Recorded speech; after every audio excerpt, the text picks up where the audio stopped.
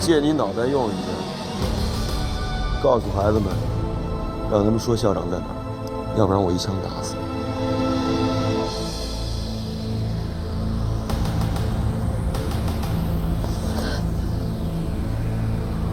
别逼我当着孩子的面杀你啊，要不然对孩子的成长健康不太好。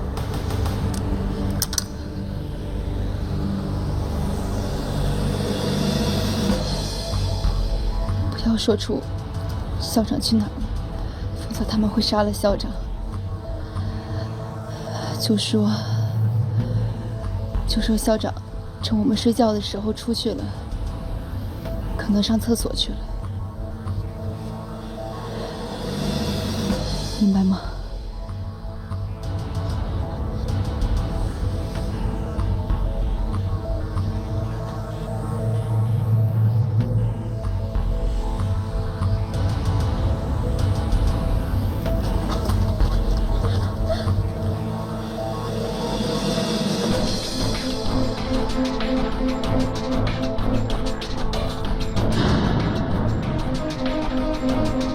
李威，把笔和纸给他，让他写。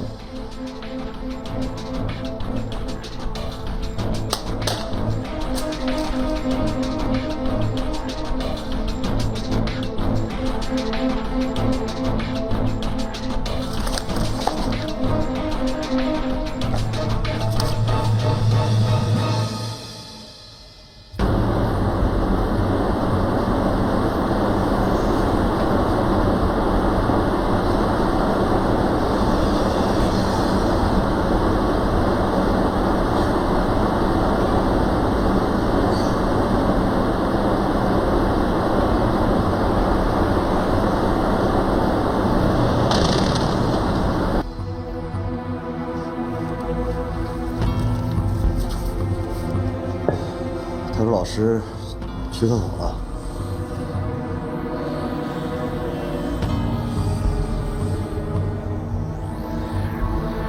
让所有孩子把刘老师说的话写下来。啊？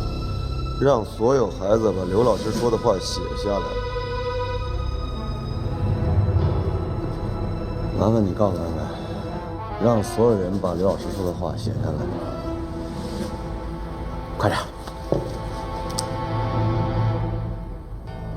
大家把我现在说的话写下来。刘老师说，如果不说出张校长的下落，他们就会杀了我们。千万千万别写错了，明白了吗？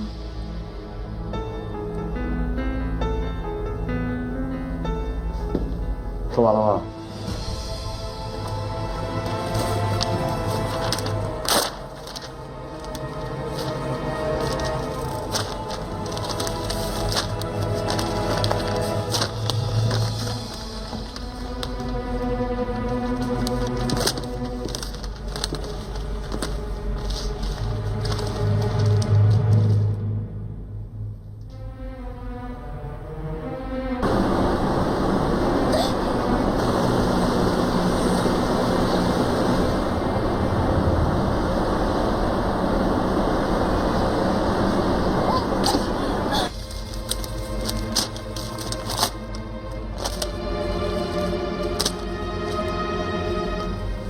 好像没什么问题。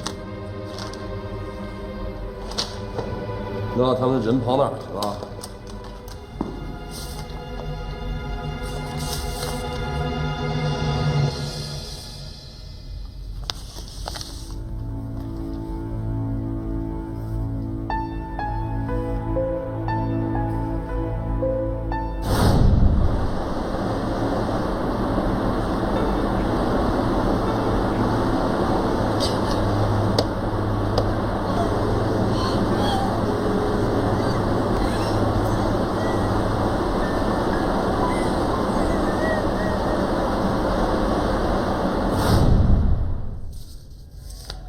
现在这答案都出来了，看来是没撒谎，没准他们就上厕所了，也许还忘带手纸了嘞。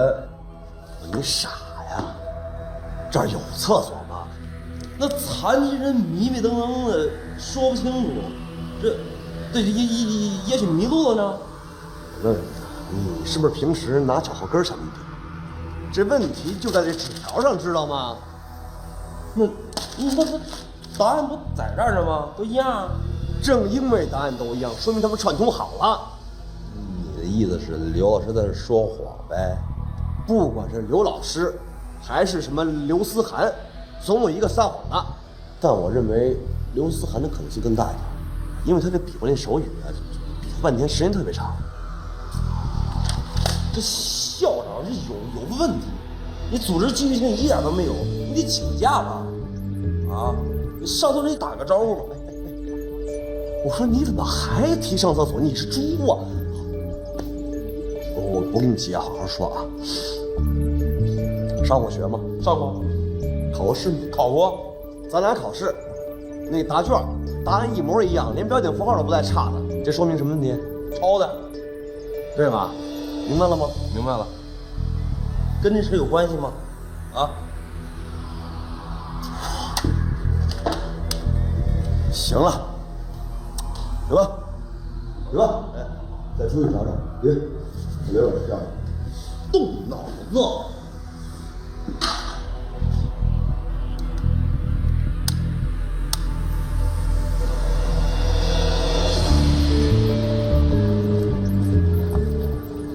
老姜，我是杨旭，说，我这进来有点麻烦。现在是泄漏口太多，而且管道有些老化，处理起来有点困难，我需要更多的时间。我这边也有新情况，里边可能出状况。什么状况？还在分析，随时跟您保持联络。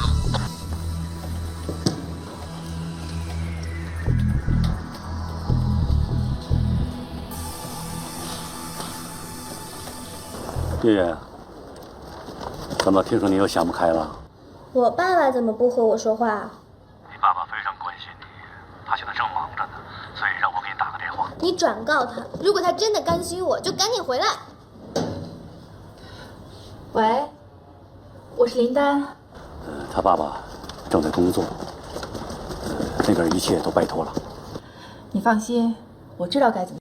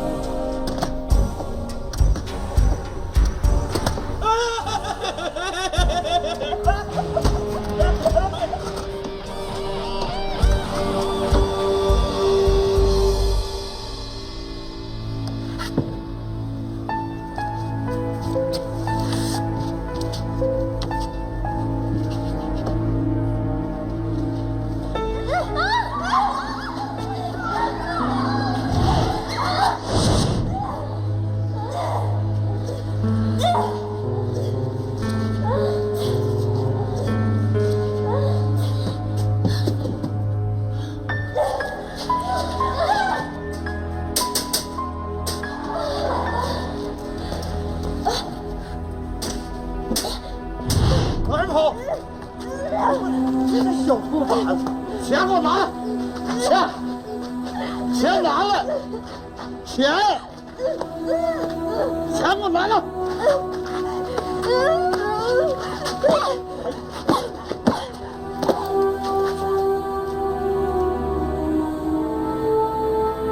你没事吧？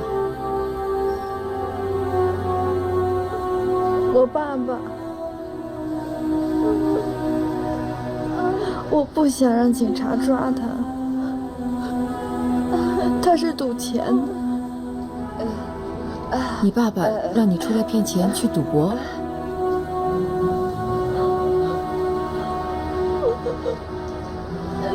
他是我继父。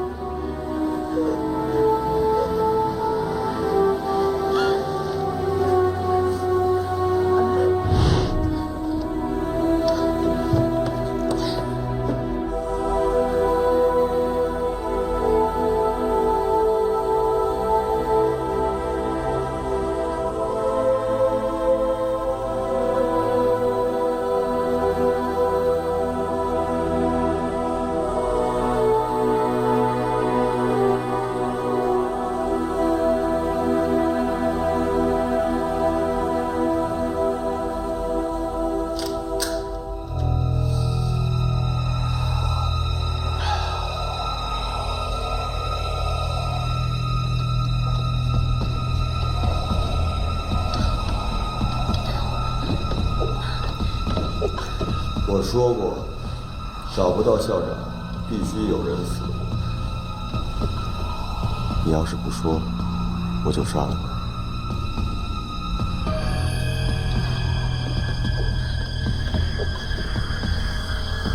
我数5个数，5。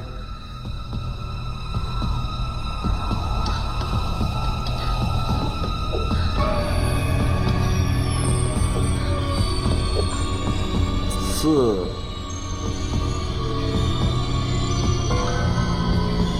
3、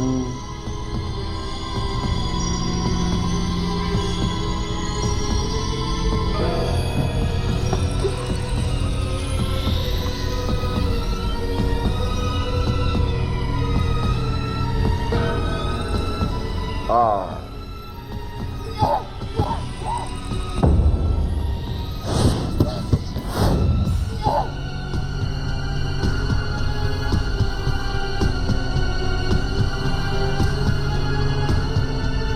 管道里有人！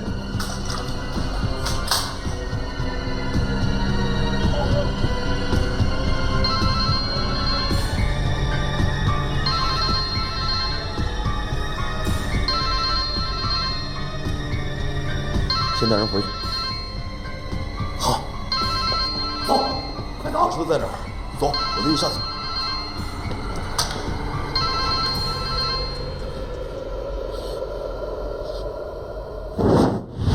老姜，武阳还是不接电话。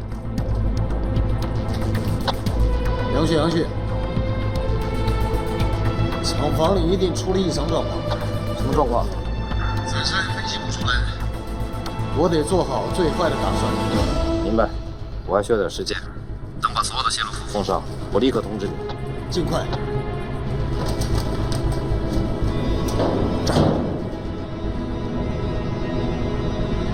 上，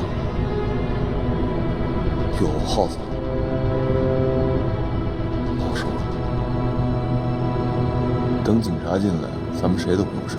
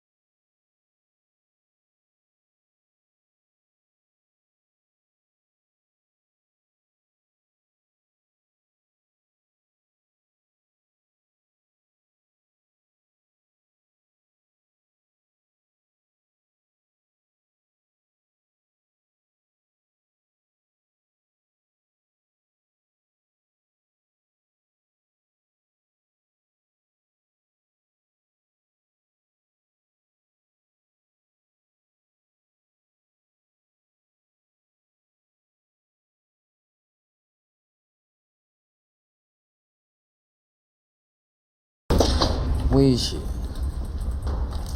掩盖，从大到小，从大到小，张校长，一定是张校长出状况。张校长，怕什么来什么。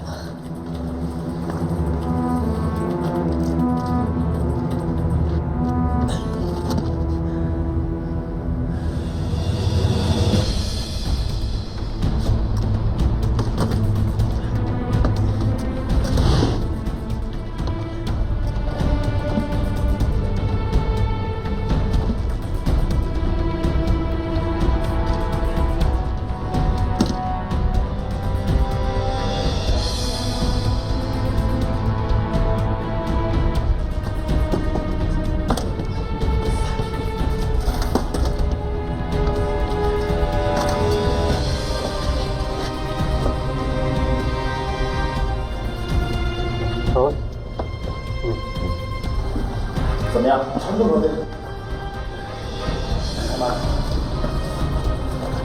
老姜，泄露排除，等维修人员一撤离，我马上展开部署。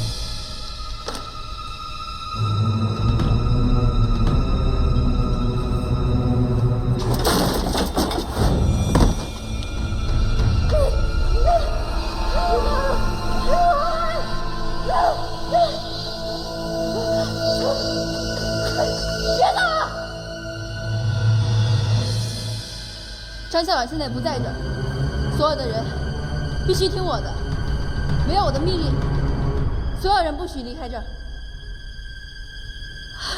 张校长是我的恩人，你懂不懂？现在不是你报恩的时候，我比你急，可是我不能让你去冒险，你明不明白？你怕死，我不怕。我的命是张校长给的，我不能见死不救。不是不救，他们正在气头上。所以，我一定要在坏人找到张校长之前把他救回来。就算能够告诉他也好。他什么也听不见，连枪声都听不见。他是为我们大家去冒险的。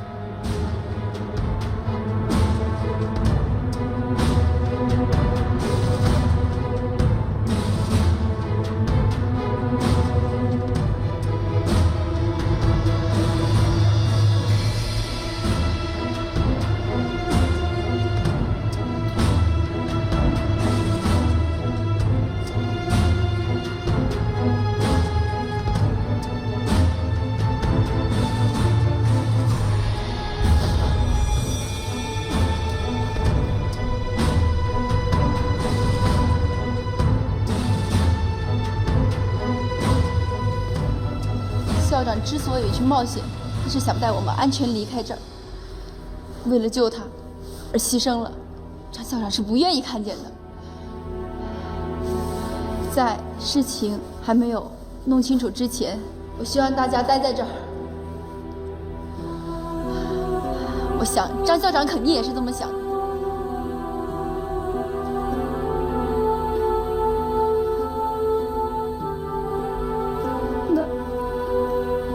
那就看着他被他们打死吗？不会的，不会的，才听见他们说了，他们不会轻易杀掉我们的。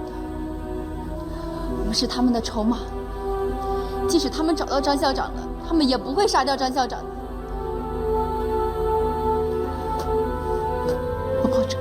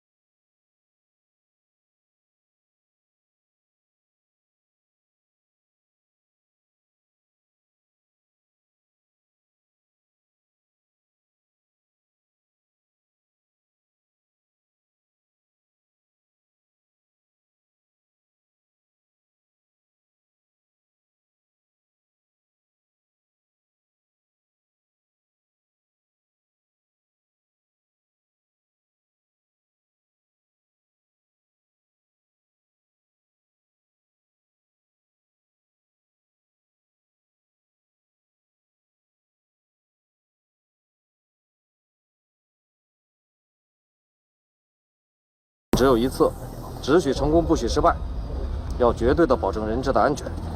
杨旭，你那边情况怎么样？正在部署。老方案 ：B 组做正面牵制 ，A 组从地道进入厂房突袭。我现在需要你为我制造突破时机。马上要到规定时间了，我想绑匪再没有什么理由好扯了。我想我应该能抓住时机。好，保持通话。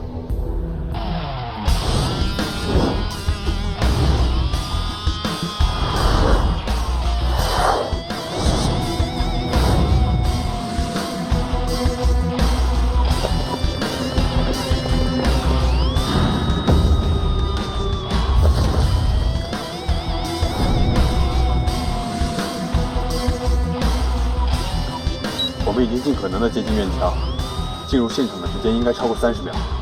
杨旭 ，B 组还能贴近吗 ？B 组不能贴得太近，很容易被发现的。没事，让他们发现。明白。镇上 A 组继续跟进，必须保证15秒钟以内进入现场。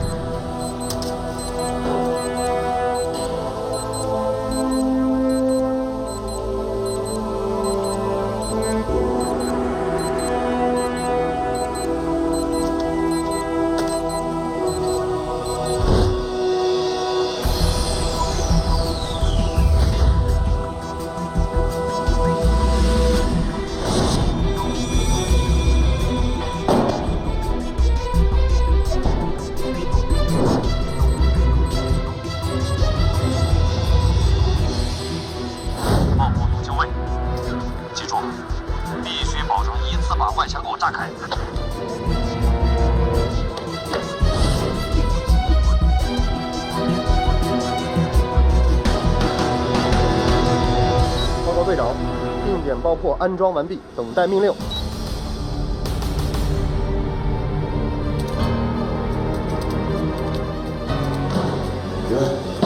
那不太好。那个管道里好像没人，这人真奇怪了，这地方怎么能丢个人呢？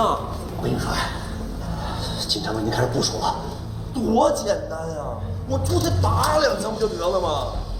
你有病，自己看，你自己看看，你看看，打得过我们？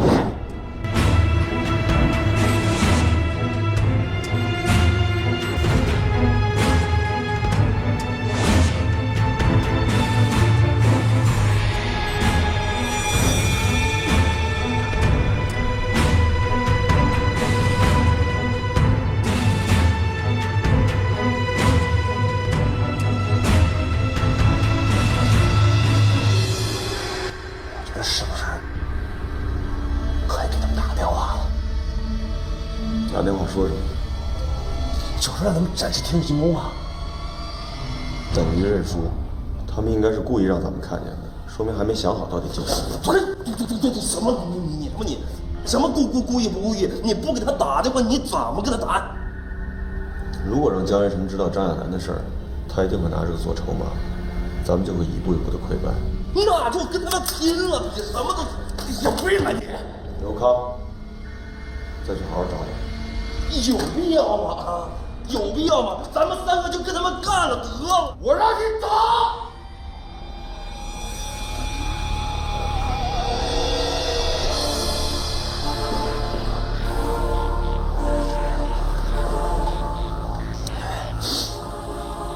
你别生气。你不是说你计划好了吗？那你后边怎么计划的？还在想。还在想？总之不能让江月成知道这件事。他不知道，他什么都不知道，可是他一样可以进攻啊！你看他们是在像开玩笑，他们在玩真的。求你能不能不这么冷静啊？别动这个！你打电话，你必须打这个电话。让警方再等几分钟不是没有可能。跟我来。走。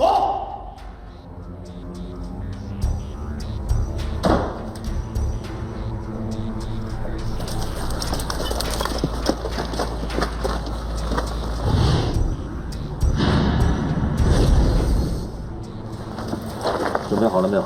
准备好了，就看张处了。他的压力比咱们大，这笔买卖不好做。是不好做，8条人命。各小组注意，汇报准备情况。准备完毕，随时准备突入。准备完毕，随时准备突入。准备完毕，随时准备突入。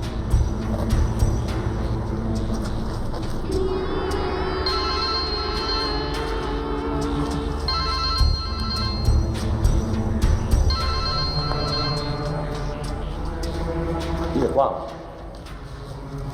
你想好没有？真不接啊？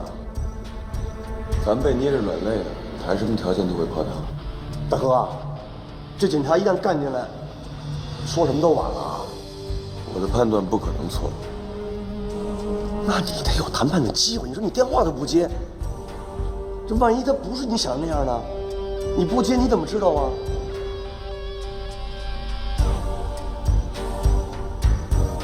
随便你吧，接着整。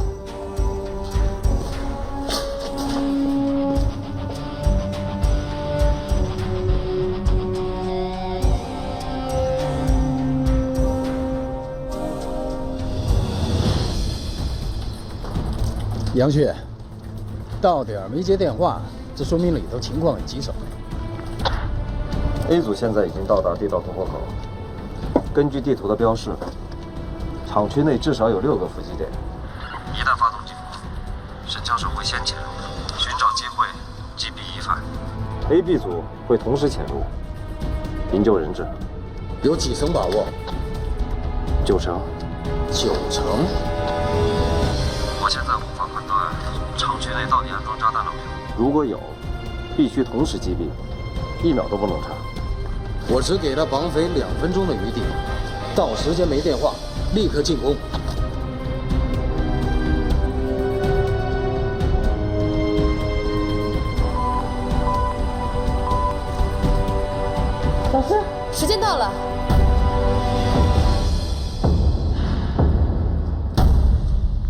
杨队，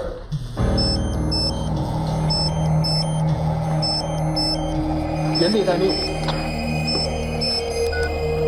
你到底在搞什么？看来你已经决定杀了我。所有人的命都你说了算，这其中也包括你的命。才几分钟就没耐性了。我怀疑我的条件还能不能兑现。你要的东西已经在路上了，但是我相信那不是你要的。聪明。现在我就告诉你，我到底想要什么。听好了，我会用1名人质交换。换什么？500万现金，1架直升机，而且尽快，要不然以半个小时为限，你会收到人质的尸体。我担心现在已经有尸体了吧？你相不相信都可以，但我告诉你，人质真的很安全。半个小时之后，我要见到现金和直升机。如果我心情好，我会给你2名人质。我必须见到所有的人质。这个我说了算，我不同意。你不可能不同意，因为你已经失信在先了。所以我必须见到所有人质，否则就不用再谈了。你要再威胁我，我杀了所有人质，你信吗？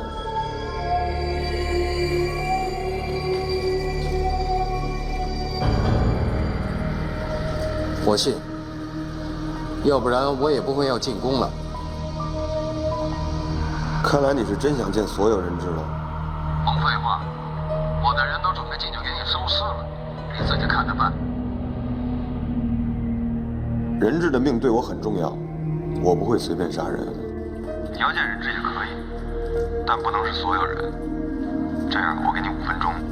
8个里边你选一个。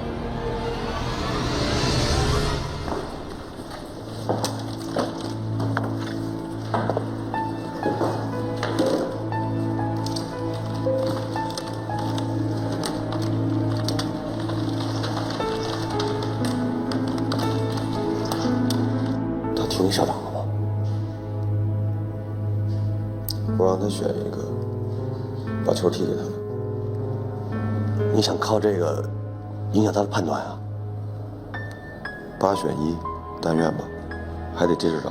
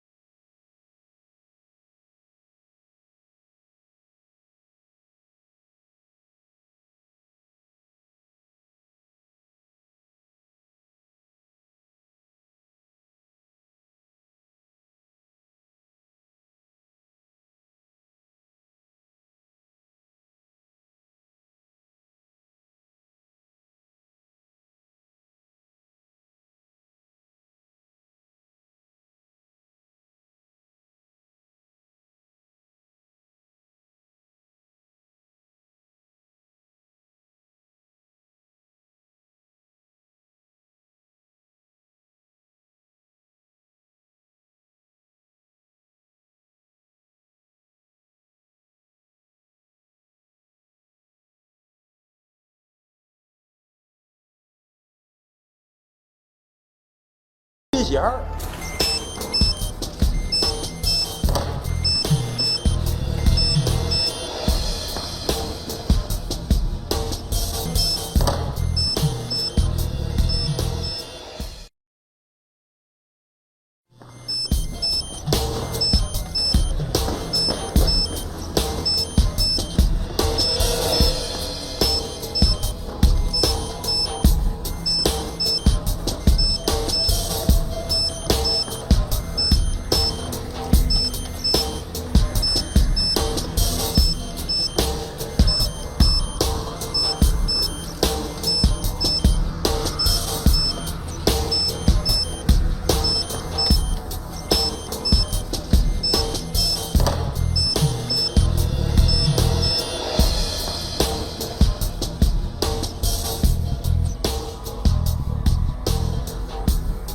这江月成到底想干什么呀？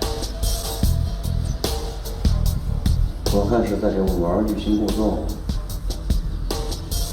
不对，他是在挑战我的心理底线。要不就是他的上级满足不了我们条件，他自己也不知道该怎么办了，他也慌了。行了，谈判专家也没什么稀奇的，跟电影里演的差不了多少。原则就是不能相信我们这些绑匪，所以江月成一定会千方百计兜着圈子从我这儿找突破口。他们现在一定在分析刚才的电话录音，找到并击破我的心理底线。老师，我觉得刚才你结的脚不是被带走的。留点。我们没多少时间了，得找回来。我找机会。老姜，这是刚才对话的分析结果。根据声线分析，武阳刚才通话的时候非常愤怒，但是电脑显示的结果，武阳刚才谈到人质安全问题的时候没有说谎。语音分析没有破绽，说明这一点是真的。不行，你的心理体验不能击溃，你要击溃我们就完了。放心吧，警察当然不会眼睁睁看着人质去死，这是他们的底线。可是我没底线。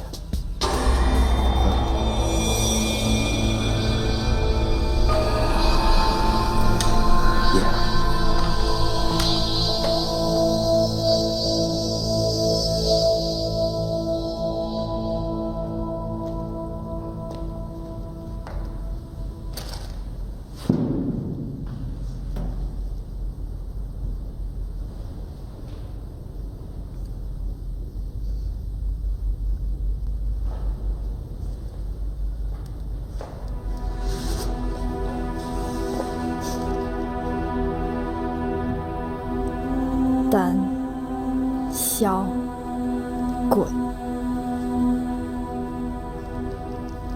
从我第一次看见你的时候，我就知道你是胆小鬼。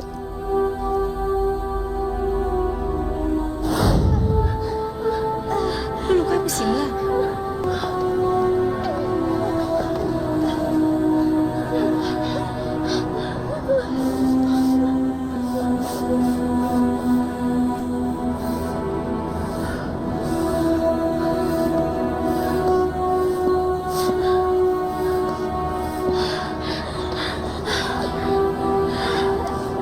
小坏蛋。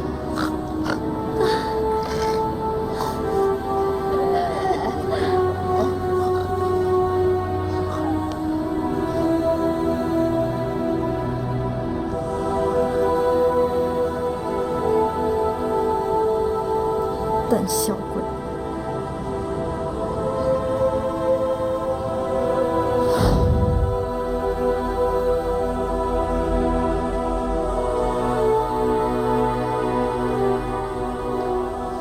刘老师，我支持你。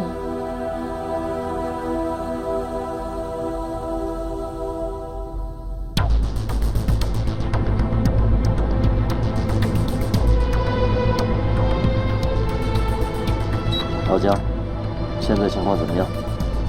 我正在给你制造机会呢。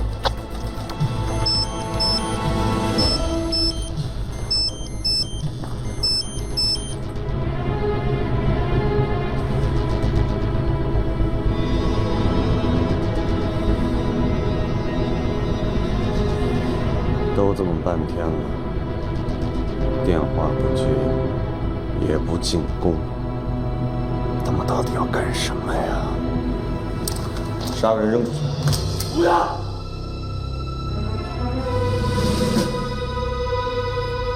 我现在真的很怀疑，你到底知不知道自己在干什么？你现在去杀人，就是在赌博，你在玩火。怕吗？对，我怕了，我很害怕。我是来挣钱的，我干完活我想走人，我不想杀人。我更不想被干掉。何必呢？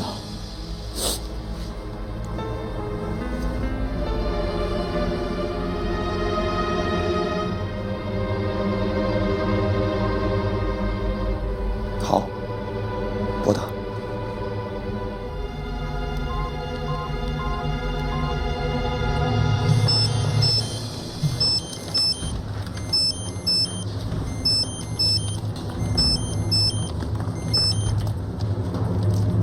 叫人手，你别逼我。什么意思？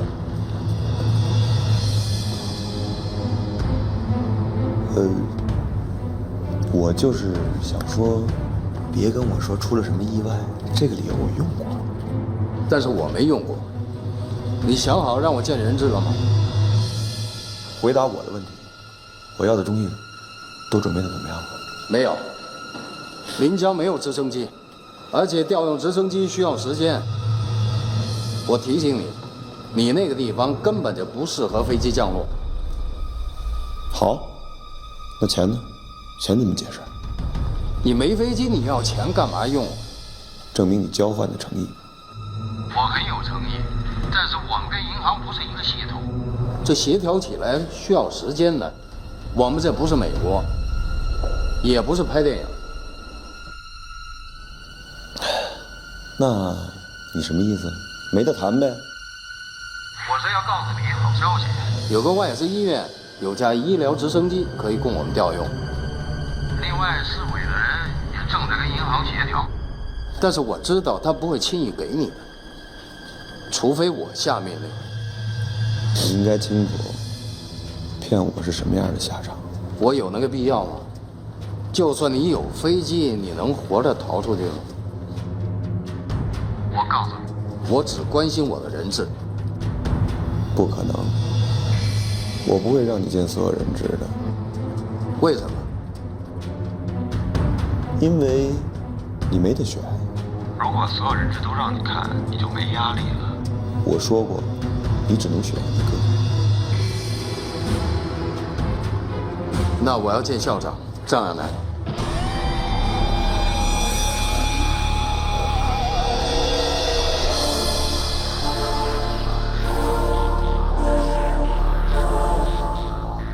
不行，他不行。你说过我可以自己选。规则我定，除了他，你随便选。莫非你打死了张亚楠？没有，我保证我没有伤害任何人质。我只是觉得他是校长，如果他走了，孩子们会不踏实，我怕出事儿。我一定要见张亚楠，我给你5分钟，你自己考虑。他们投降是吧？有希望了。他们要见张亚楠，看来必须得杀个人。别呀，别杀人。他要不就说张亚楠死了，他会要求见尸体。那就实话实说，就说失踪了呗。他能跑哪儿去啊？那显得咱们多无能啊！不是你，这也不行，那也不行。那你说怎么办？我听你的。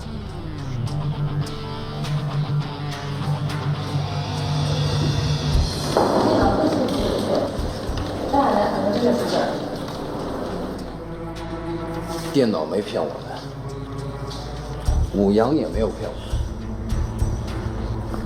张亚楠没死，而是失踪了。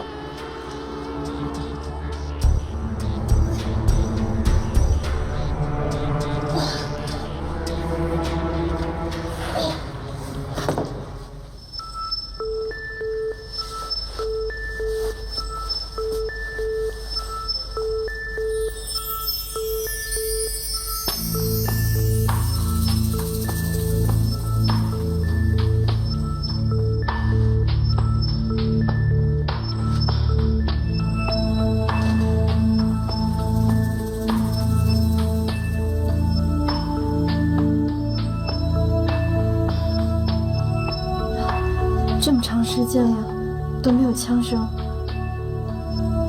我想，他们没有找到张校长。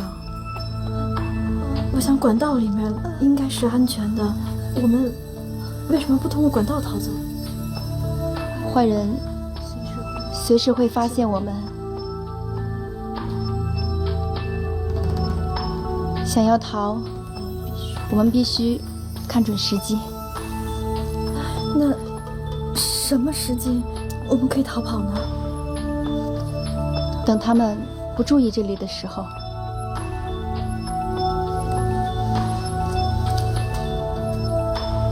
柳思涵，你不要不听刘老师指挥。你误会了，我们只是在谈话，对吧？思涵，你能把那个卸下来吗？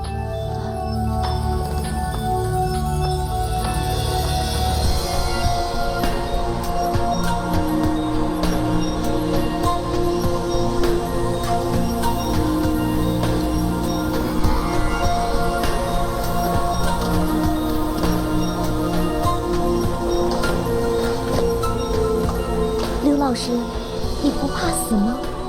大家在一起，老师就不怕。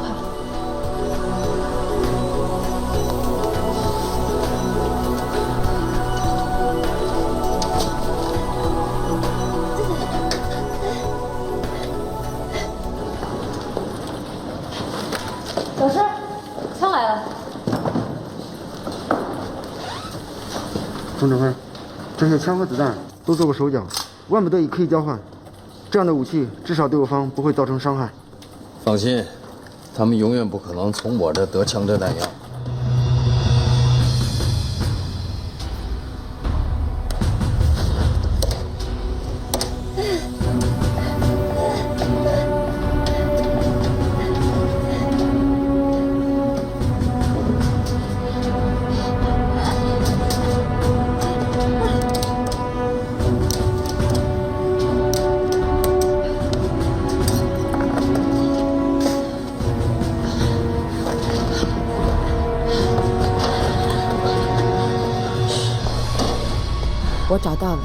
我找到了，我发现了一个排水口，还有一个夹层，有个排水口可以出去。大家现在跟我走，动作一定要轻，一个跟着一个，一定要轻，好吗？好吗？思涵，录入呼吸器。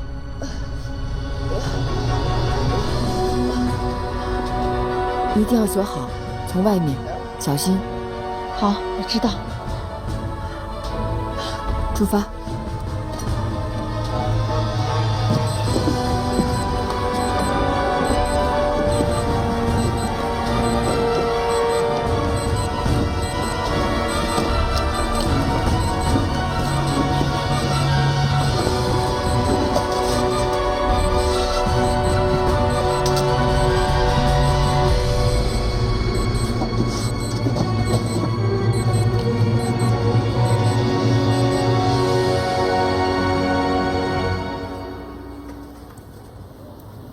同志，你们还是出去等吧。算了，还是盯着点吧，这要出点什么事儿，没法交差。你们在这儿，我跟月月没有办法交流，而且月月也不是逃犯，你们这样子看着他，会让他有逆反心理的。李小姐，月月比逃犯重要。我们局长和江处正在办案，我们不可能让他们有后顾之忧。我知道，刚才是我失误。从现在开始，我保证，一步都不离开他。而且我知道，月月现在想跟我单独谈谈。我说对不对，月月？叔叔，我要和林丹阿姨单独待着。好，那我们半小时进来一趟。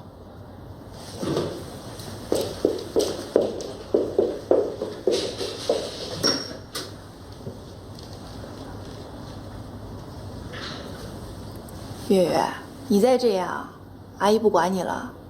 我死了，所有人就都可以解脱了。又下乡了。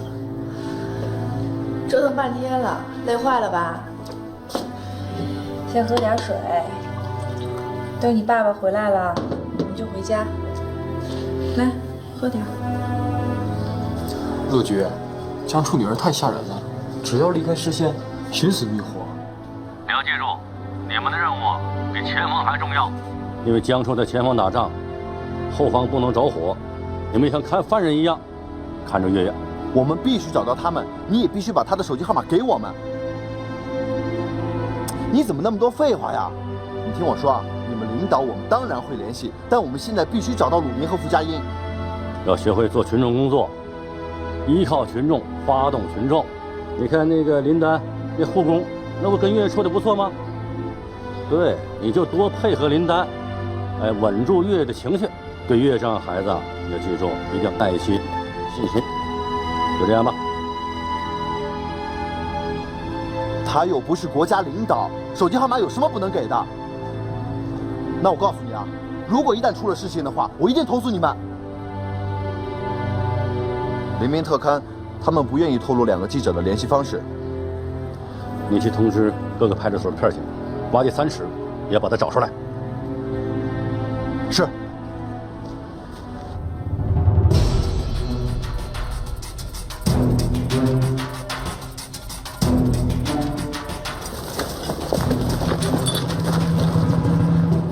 巡查完毕，没有发现异常情况。现在情况突然发生变化，张校长已经脱离了绑匪的统治。接下来，老江会确定其他人质状况，一旦发现机会，立刻突入。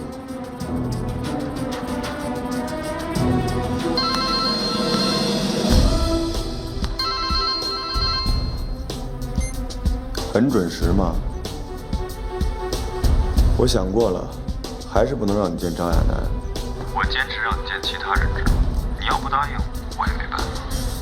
你的枪和子弹都已经到了，我现在就可以给你。但你要这么做，我就真不知道我该怎么办。如果我坚持要见张亚楠呢？绝对不可能。你到现在都没按照我的要求实施过，如果我答应你，那显得我多不能。其他人，你选一个。那好，除了张亚楠之外，我要见所有的人质。可以，5分钟之后，窗口见。刘刚，快点给我带过来，枪和弹药停运到了，看他们想和平的解决问题，别让他们知道其他人都活着。不是校长没找着呢？别废话，没说见他。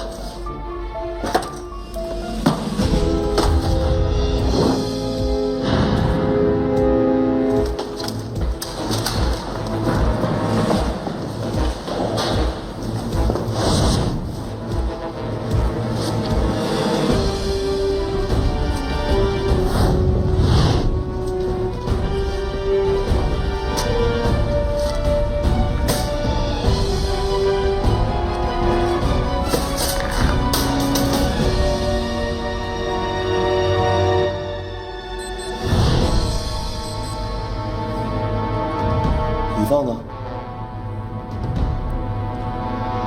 为什么不告诉我扔地道口？我埋那么多炸弹，我哪记那么清楚啊？那我进去找去。你找个屁！你找啊！四通八达，你找得着吗？说你快点找！就你，我跟你说，不动脑子。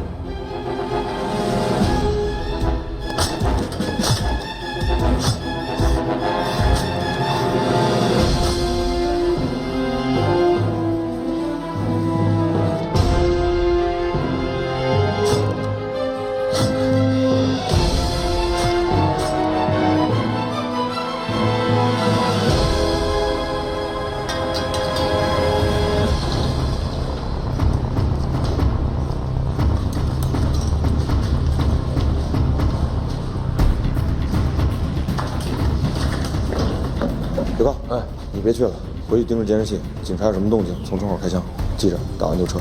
我冲人的，冲天。哎。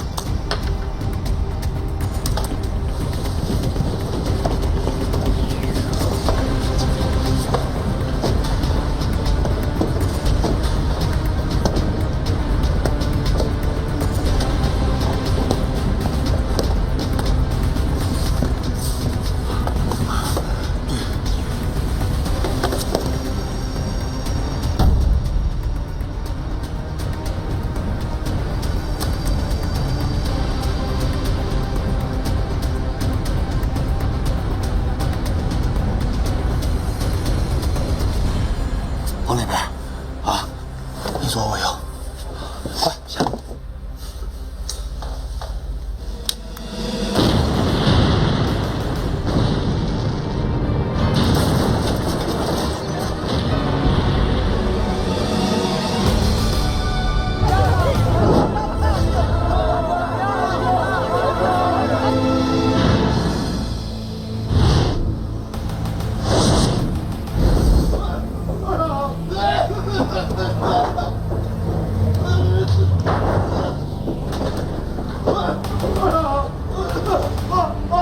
怎么会这样的？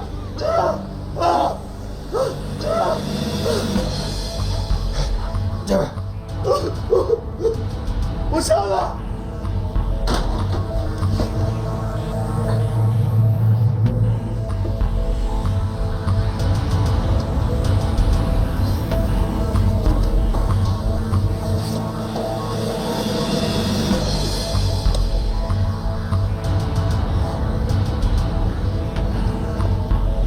是爆炸，警察可能进攻了。太好了，我去看看，不能让警察找不到我们。不行，我们先不要动，可能他们在用这种方式试探我们。不会的，他们连开枪都不敢，一定是警察包围上来了。我还是得去看看。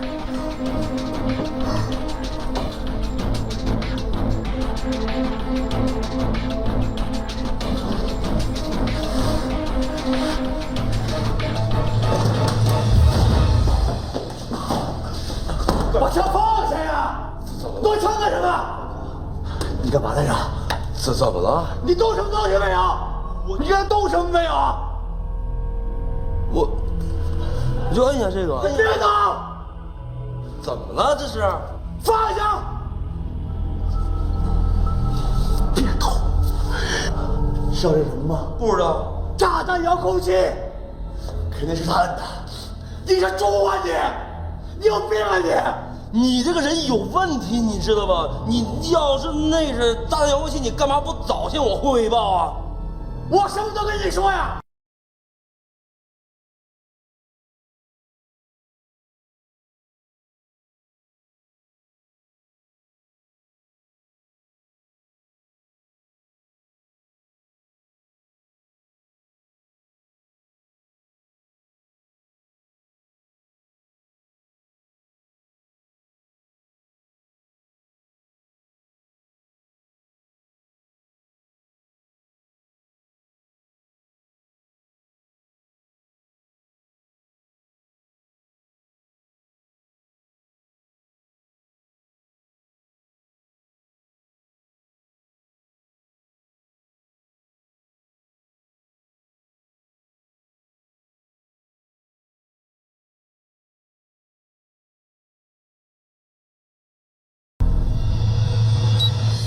武阳，他们还想不想谈了？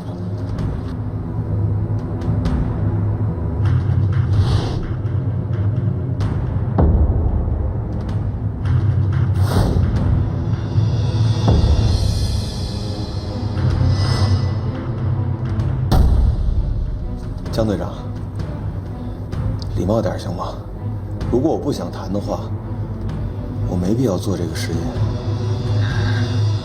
不过，我得说声对不起，因为我犯了一个很小的失误。失误？你几次三番出这样的状况，你让我很怀疑你有谈下去的诚意啊！我见张亚楠你不给，我退而求其次，我见所有其他人质到现在也没见到。这回你又弄出一炸弹来，弄得我心惊肉跳的。事情到现在没有任何进展，我很难保证我在这个位置上能待下去。我觉得你不是在留我，是在赶我。你要轰我走吗？那太好了，我家里一堆事儿，我没工夫陪你这扯淡。急什么呀？我刚才不是都道过歉了吗？你看，你是警察，我是绑匪，我当然不想死，我得给自己留条后路，对吧？那好，我要立刻见到所有人质。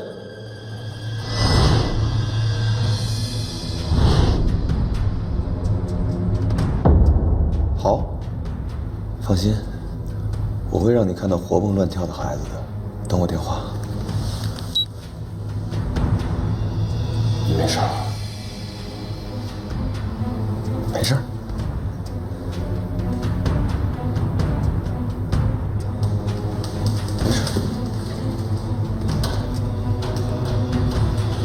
老姜，刚才爆炸什么情况？我刚跟武阳通完电话，根据我的判断，炸弹是无意引爆，人质没事。通知所有相关部门，厂房里有炸弹。厂房里有炸弹，马上给我调排爆组过来。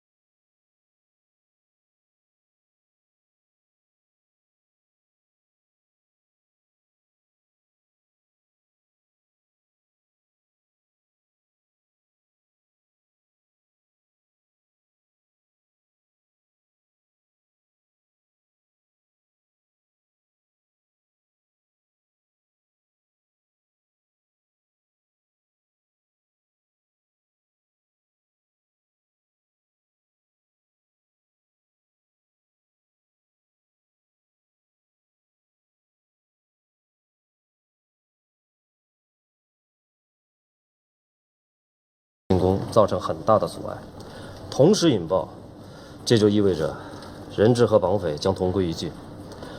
所以说，我们基本上可以确定，炸弹就安装在这个区域。那你的进攻方案得重新调整。对，我会让排爆专家先潜入，每一个排爆专家配一个神枪手，一个拆弹，一个掩护。等排爆专家撤出以后，咱们的特警再潜入，这样就可以和神枪手一起布控。我随时跟你沟通。好，拆弹我需要一定的时间。我给你10分钟。老姜，你没事吧？我没事，你赶紧走。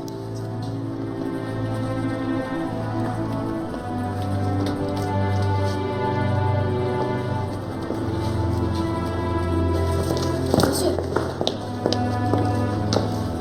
小心点，炸弹随时都会爆的。放心吧。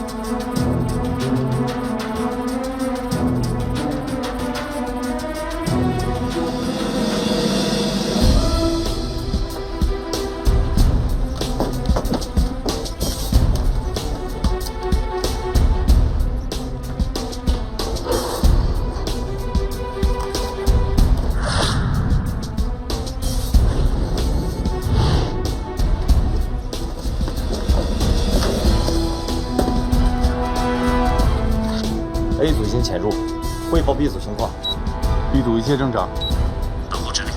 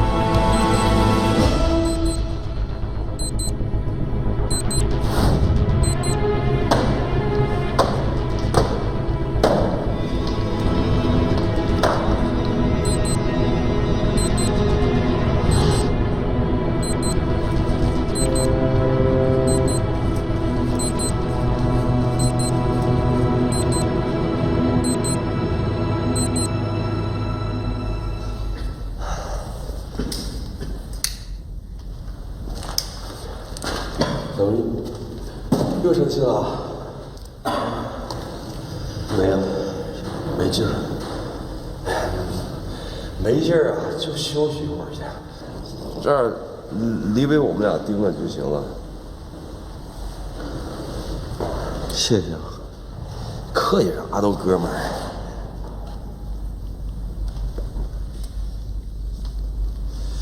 哎呀，哎。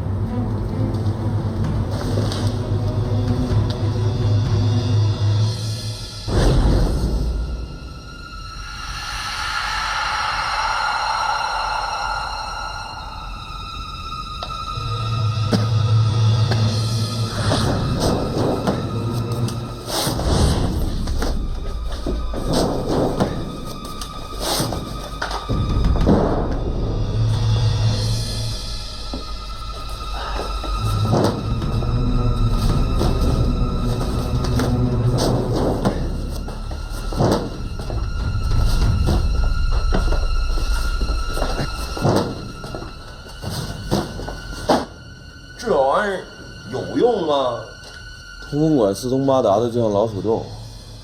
这些老鼠都躲起来怎么办？放烟熏他们。不是照你这么说，拿着烟点的话，那熏半天，那人是出不来。你说万一把警察给引来了，那个爆炸声和枪声都没把警察给引出来，你点点火放点烟就把警察给引来了。我说烟那么大，熏半天，人是熏死的。这个烟那么大，咱也进不去，这没法找了就。只要他们出事，就能知道人在哪。对呀，不对呀！等会儿，你用思想想想，他们是哑巴、残疾人，他们不会出声。你傻呀？你动动脑子！你说让人不会说话，他还不会咳嗽啊？你说安吧，这是什么呀？残疾人会出声？傻，给我！哎呀，会咳嗽了。行了，别动了，我给你。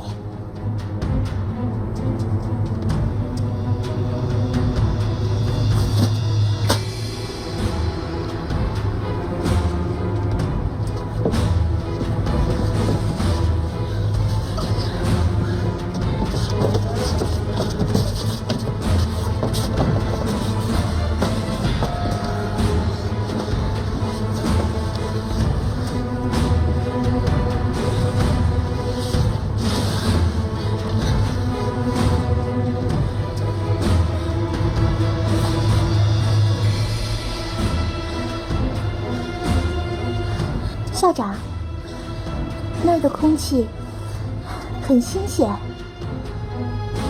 捉迷藏的游戏咱们最拿手了，大家都静静地等在这儿，他们肯定找不到我们，一定找不到。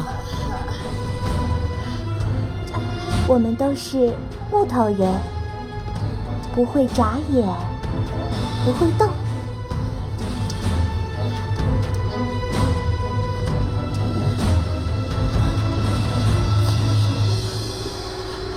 这个事情很蹊跷，如果人质没有伤亡，他应该急着证明给我看才对。难道我们分析错了？人质真的有伤亡？不对，他一开始答应的很爽快，现在拖时间，这说明了什么？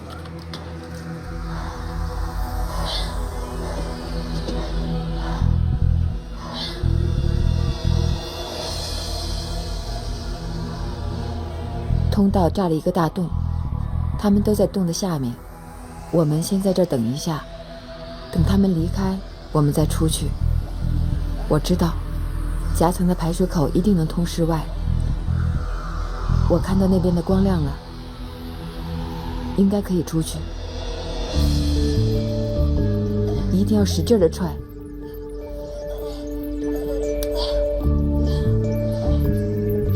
你一定要记住。记好了，我让你往里伸，你别往外倒引。